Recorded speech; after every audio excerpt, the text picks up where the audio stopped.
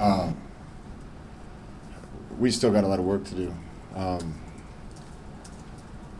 I think we're a better team than what the results say we are, but that doesn't matter. And I just got done telling the team that when things get tough like this, you got two choices: you fight back and you work even harder, or you give up. And also told them if anybody doesn't want to stay on board with this ride with us, let me know now and get off, because I know where this is going. We just haven't had the results early that we need.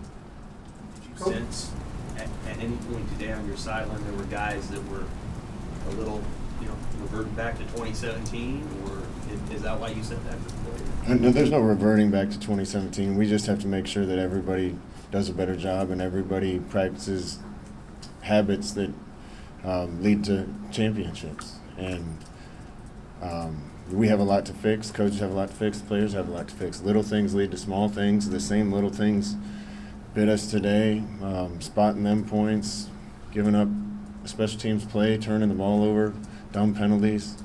I can't tell you how much we talked about that all week, and happens again. So we got to do a better job as coaches. Coach, how tough is it to teach a team how to win, and how do you do that? It's just got to happen. They've been working hard enough. They deserve to win, and they deserve to win a bunch of games as hard as they've been working.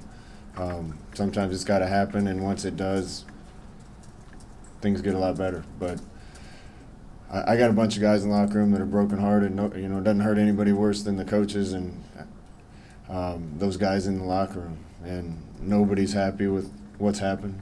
So we all have a lot of work to do. How do you assess Andrew's play today? I thought he did a good job getting thrown in to that situation. Both kids did. We've started two kids that are both freshmen in their first start ever in our first two games after we lost that first one. And I thought Adrian played really well in the first one. For what we asked Bunchy to do, I thought he did a good job. We kind of wanted to ugly the game up and lean on them early, and that's impossible to do once you give up a punt return and turn the ball over and you spot them two scores. And we had to lean on him. When we asked him to make throws, I thought he made some really good throws and did some good things. We got off of our rhythm and game plan early and what we went into the game wanting to do because of how the first quarter went. Was there ever a thought in your head of bringing in Adrian Martinez? No, Adrian wasn't ready to go today. He actually looked really good in warm-ups, but we were just worried about he's going to be here a long time, and our decision is going to be made based on his long-term health more than anything, and that wasn't an option. Looking ahead to next week, Michigan on the road, what are you guys going to work on most in practice? What are we going to work on the most? Football. Special teams, you mentioned that. That's been something the last 2 weeks you haven't got a lot out of. How do you improve that area of the game, and what do you want to see from that area? It's got to matter. It's got to matter to everybody more. We had great effort in special teams this week, a lot better attention to detail. The one penalty is on me. I got done with the drive, was frustrated we didn't get it in the end zone. I wasn't even looking at the play clock, and we got a delay a game penalty. I don't know if he would have made that or not. Certainly don't want to burn a timeout there. We got to take the field better and get that whole thing going faster, but that one's on me. Field position was, other than them muffing a punt, was decidedly in their favor, and we got to fix that. Got to be able to make some plays on special teams, and those kind of things in a tight game. Those are the key things in a tight game. From a layman's standpoint, Scott, it looked like the offensive line took a step back today, maybe after last week. Is that the way you saw it, or? I don't know. I'll have to watch the film. We certainly didn't run for as many yards. Now, if I was a D coordinator on the other side and I saw another quarterback and a redshirt freshman making his first start, I'd get a lot of people in the box, and that's what they did.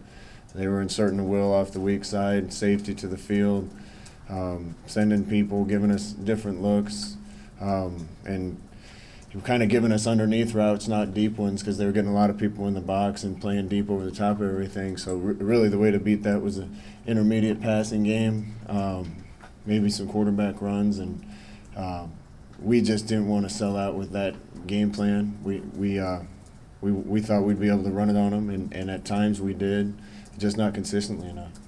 What do you think of the defense today? Same thing. I thought at times they played great. Again, I got to watch the tape. We needed the black shirts and the offense and the pipeline to win this game today and rally and win it, and special teams. And I think at times all of those position groups, units, did good enough to win. But as a whole, you got to give a lot of credit to Troy for coming in and making more plays than we did. You mentioned the talk you had to the guys in the locker room. Is your early sense of this group that they're the kind of group that is going to fight back from what you've learned about them? Yeah, when I got here, I heard that last year that's not what happened. That's not the sense I get from them. The sense I get from them is they want to be great. And the effort they've been giving us lead me to believe they want to be great. We got a tough game next week, so this could get worse before it gets better. But it's always darkest before the dawn, and I know where this is going, so I want every guy in that locker room to be on board with us. As you think about, this is just generally speaking philosophically, do you get tougher on a team like this, or do you love them up more? Like, what's your philosophical approach when a team loses two close games like that? If I change who I am and what I do, and our coaches change who they are and what they do because of results, then we're not being honest in the first place, and we're not being real in the first place. We might work even harder, redouble our efforts, trying to fix the things that are wrong, but nobody's going to change. Do you notice any real parallels between these guys now and the guys when you were coming in with UCF and you were trying to build them back up? Yeah, it's not about a different team, it's about this one, but I think anytime you're trying to get something fixed, you got to figure out how to win, you got to figure out how not to make the mistakes that get you beat. Year ones are, usually in close games, those teams don't win the close games. And by year two, when you got culture and everything established, usually you win those close games. But we're not doing little things right to win close games. We've been in two of them, and we're 0-2 in them. Did you get an explanation on the Mohamed Berry targeting? No, he was on the other sideline, and I didn't see it. So I'm sure it'll be reviewed and looked at. I know he plays his tail off, and he's not malicious. So if it happened, I know it wasn't intentional. That's all I'd say about it. Did he say anything to you? I didn't have time to talk to Mo. We were in the middle of a game, and he had to leave the field. On that punt return, did you see their touchdown punt return? Did you see anything that stuck out? No, I saw us miss a couple tackles. That's all I really saw. And again, I get a lot of credit to them, but we have a lot to fix. Is your punter, is that where you want your punter to be trying to attempt that tackle? There's a lot of things we have to fix to make sure that those things don't happen. Anything else for Coach? Thanks, guys.